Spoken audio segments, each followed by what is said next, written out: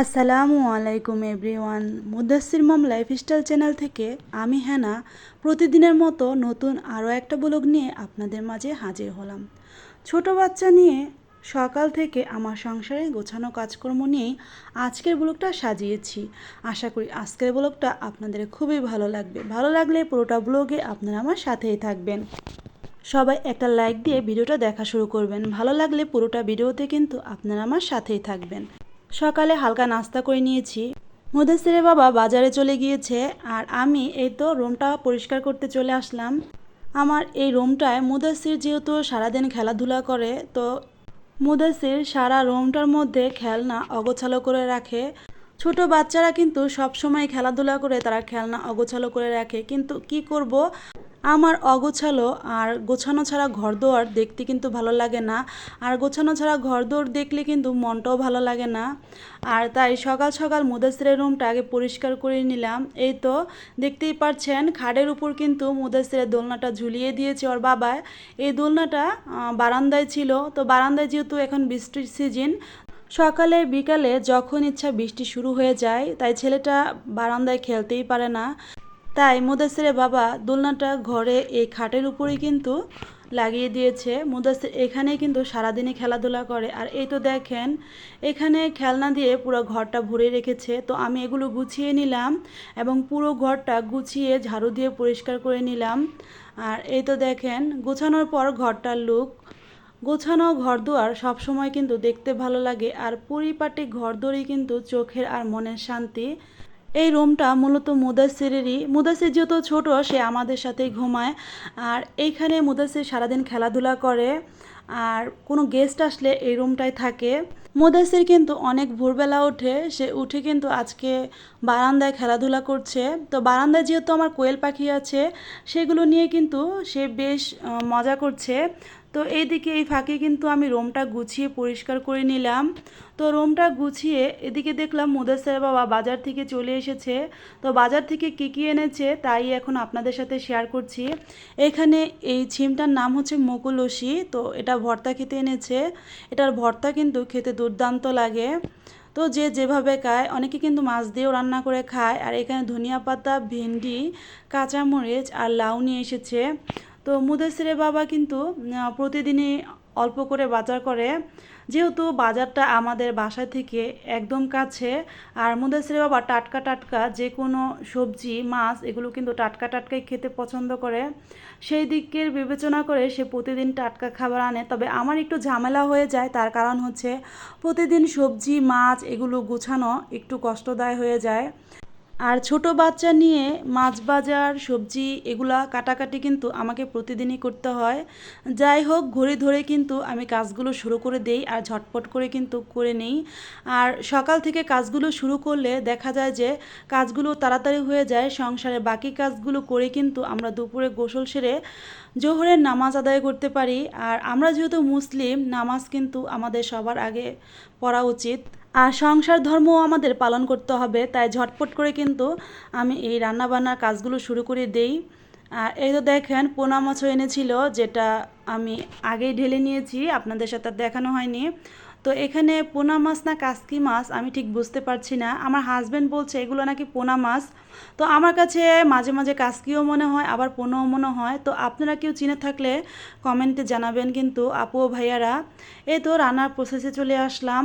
এক চুলায় আমি এখানে পোনা মাছটা হাতে মেখে বসিয়ে দিয়েছি। তো আরেক চুলায় এখানে আমি মেনা মাছ রান্না করব। মেনা মাছটা মানুষ এক একজনে এক এক নামে ডাকে, কিন্তু আমরা আসলে এই মাছটাকে মেনা মাছ বলি। মেনা মাছ, মিনি মাছ বা রয়না মাছ যে যেটাই বলেন। তো সেই মাছটা আজকে আলু দিয়ে ঝোল করব। এখানে আমি পেঁয়াজটা হালকা ভেজে এখন মশলাটা কষিয়ে নিব। আর এখন মোটামুটি ভালোই রোদ উঠেছে, দেখতেই পাচ্ছেন। রোদটা আমার এই প্যানের উপরে পড়েছে, এজন্য কিন্তু আলোটা এমন দেখাচ্ছে। ভিডিওর এই পর্যায়ে এসে আমার প্রিয় প্রিয় আপু ও ভাইয়াদের কাছে আমার সেই প্রতিদিনের একটাই কথা, আমার কথায় ও কাজে যদি কোনো ভুল ত্রুটি হয়ে থাকে প্লিজ ক্ষমা সুন্দর দৃষ্টিতে দেখবেন। আর আমার প্রতিদিনকার ব্লগগুলোতে আমার কথা দ্বারা যদি কেউ আঘাত পেয়ে থাকে নিজের আপনজন ভেবে আমাকে ক্ষমা করে দিবেন। আর আমার চ্যানেলে আজকে যারা নতুন ভিজিট করেছেন, এই চ্যানেলের ভিডিওগুলো যদি আপনাদের ভালো লেগে থাকে তাহলে সাবস্ক্রাইব করে আমার চ্যানেলে পাশেই থেকে যেতে পারেন। আর যারা আমার চ্যানেলকে সাবস্ক্রাইব করেছেন আমাকে একটু সময় দিবেন, আমি সময় মতো ঠিক আপনাদের পরিবারে চলে যাব। আর যদি দেখেন যেতে দেরি হয়ে যাচ্ছে তাহলে আপনারা আমার কমিউনিটি পোস্টে ছোট্ট করে একটা কমেন্ট করে যাবেন, আমি কিন্তু সেই কমেন্ট ধরেই আপনাদের পরিবারে যাব আর আপনাদের চ্যানেলকে সাবস্ক্রাইব করে দিয়ে আসবো। আর এই তো দেখেন আমি কিন্তু মশলাটা কষিয়ে আলুটাও দিয়ে দিয়েছিলাম, আলুটাও কিছুক্ষণ কষিয়ে নিয়েছি, এখন মাছটা দিয়ে দিলাম। তো মাছটা কিন্তু আজকে আমি সরাসরি কষিয়ে রান্না করব, ভেজে রান্না করব না। আর এই দেশি মেনা মাছগুলো কিন্তু এভাবে কষিয়ে রান্না করলে এর ঝোল খেতে ভালো লাগে। মুদাসির কিন্তু মাছের ঝোল বেশ পছন্দ করে, তো ছেলের কথা চিন্তা করে কিন্তু এভাবে কষিয়ে ঝোল রান্না করব, যদিও ছোট মাছ একটু কাটা থাকে। যাই হোক, এদিকে কিন্তু আমি মাছটা কষিয়ে নিচ্ছি। আসলে মাছটা ভালো করে কষানো না হলে মাছের মধ্যে একটা কাঁচা গন্ধ বা উগ্র গন্ধ লাগবে, আর অতিরিক্ত কষালে কিন্তু মাছটা ভেঙে যেতে পারে। তাই পরিমাণ মতো একটু সময় নিয়ে কষিয়ে এর মধ্যে আমি ঝোলের জন্য পানি দিয়ে দিব। আর এই তো দেখেন, আর যেহেতু একটু ছোট মাছ মানে ছোট মেনা মাছ, বেশি নাড়াচাড়া করলে কিন্তু একটু সাবধানতা অবলম্বন করে মাছটা নাড়াচাড়া করতে হবে, তা না হলে মাছটা কিন্তু ভেঙে যেতে পারে। আর ভেঙে গেলে কিন্তু এই মেনা মাছের তরকারি কাটা কাটা লাগে, খেতে বেশি একটা ভালো লাগে না।